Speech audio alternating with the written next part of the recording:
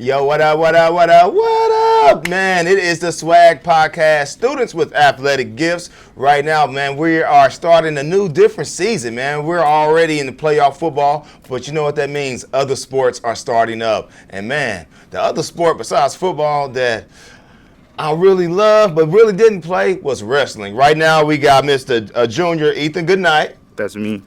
Then we got Senior Thomas Lewis. Then we got head coach, Coach Munsell. What's up, fellas? What's up, y'all? Hey, y'all doing all right? Yep. That's what's up, man. So we just starting off the wrestling season. We just had a wrestling tournament. It was the Bixby Open. Yep. And which Mr. Thomas came out in first place, right? Yes, sir. That's what's up, man. So, hey, Coach, Yeah. how was it, like, preparing for the tournament? What did you tell these guys and the whole team to prepare them guys? Yeah, no, it felt good preparing. We've got a room full of kids for the first time in like 10 years. We got about 30 kids in there practicing with us right now. So each day we're just preparing, trying to do like all the little things right for the tournament. So first open tournament, a lot of kids have nerves, different stuff like that. It's like, man, first one of the year, everyone's nervous. Like it's a preseason, kind of like an exhibition tournament, but everyone's still nervous, just that first competition. So hey, just go and relax, try to score points, try to hit your moves, score in every position, and like just try to learn something today, try to get a little bit better. Man, that's what's up. And you speaking of that, and I would want to speak on adversity. And you came out in first place. Mm-hmm. Was there any adversity for you before even stepping foot onto the mat?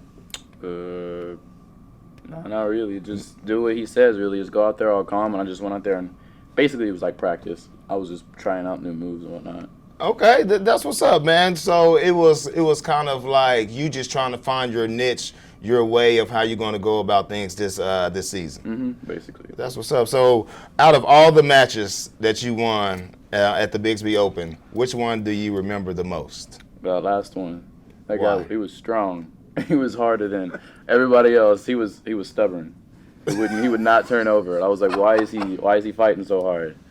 But I worked him down, got him over, and I was like, let's go. He made me work for it. It made you work for it. Okay, so you was the lion and not the gazelle. Yes, sir. Hey, there you go. And Ethan, you play second? Yes. Hey, talk to us about that, man. How was that? I think it was pretty good. The first person was pretty easy. I just did a crossface on him and then did a whole bunch of tilts to tech him. And then the one person that was really hard for me was the second guy that I was going for. His name is Marshall. I actually got his name. His name is Marshall. And he made you remember his name. Yeah. I beat him, though, but he was really hard to go against. He scored some points on me. I scored some points on him. And then to the point to where we were going for the pin, it was, I think we flipped like 2 or 3 times maybe. Okay. And I finally got him flipped over and then had to get him chest to chest and then put my arm all the way across his chin. And then I got him deep, and then I pinned him finally.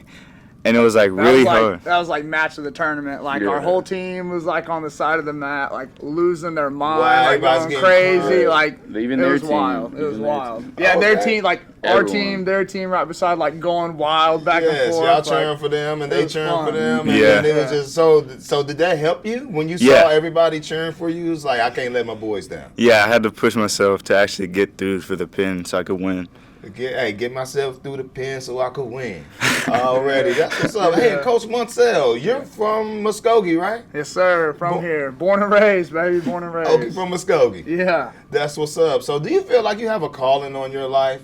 When it comes to coach and teach? No, for sure. Like, kind of like coming out of like high school, like trying to figure out what you want to do with your life, all that kind of stuff. Start going to college. And then just kind of felt like the calling to like move to teach. So go to NSU, get my teaching degree, come back here. And for the first 2 years I was here, I just taught. I hadn't started coaching yet, so just taught for a couple years, and a couple days a week we'd go in the wrestling room, work with some guys, and then I was like, man, I miss it. Like, I miss this. So come 1 year as an assistant coach, and then the year after that coach had left, and so took over then. And so getting to be back in the room that like I worked in. That kind of helped form you. Yeah, like that made me a man. Yes, like, do you feel like wrestling, like, kind of made you the person that you are when it comes to, like, being disciplined? Oh, no, for sure.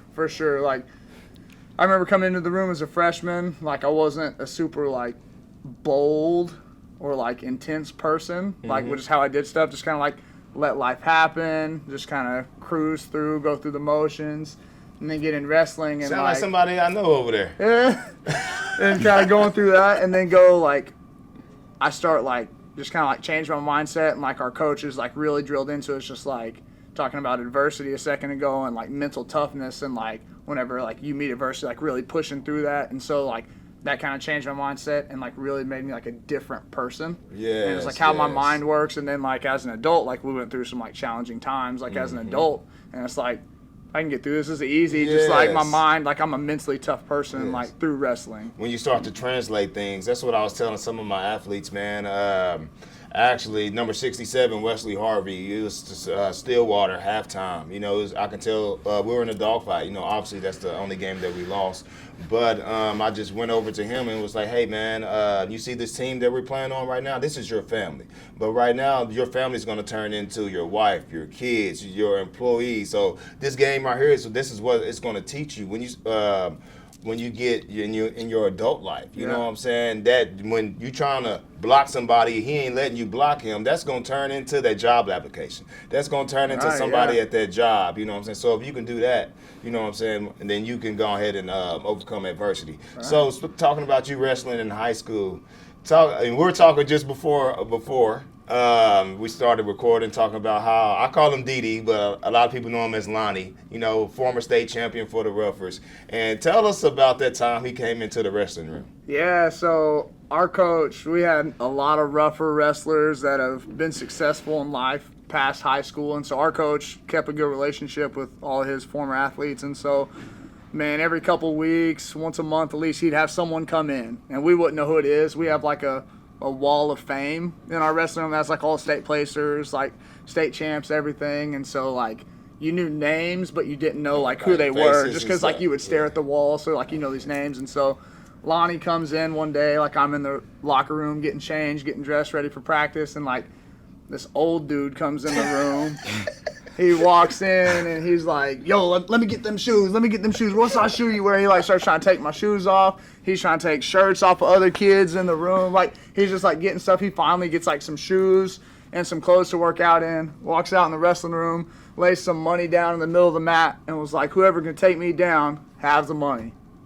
And everyone was like, who is it? Like, who is it? Does he know who we are? Like, we state champs in this room. Like, does he know who we are? So, like, first person goes out there, and he just whoops him, throws him down. And then the next person, and then he finally just takes the money, puts it back in his pocket, and was like, yeah, what's up? And then our coach introduced them and was like, hey, guys, this is one of our former wrestlers. This is Lonnie Barker, state champ in 1993.